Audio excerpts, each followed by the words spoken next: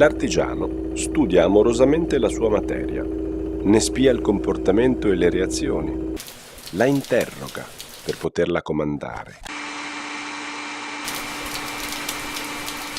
L'artigiano interpreta la pietra per poterla domare, le obbedisce per poterla piegare, la approfondisce perché riveli possibilità latenti e adatte alle sue intenzioni.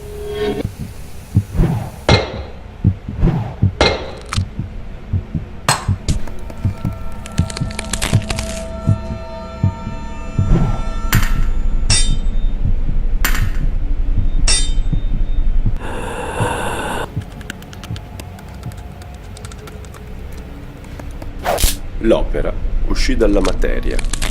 Come nella natura la pianta cresce dal terreno che le è adatto. Un lavoro prezioso di una lunga serie di cause, l'una simile all'altra. Non il lusso, ma la consuetudine con il bello è importante.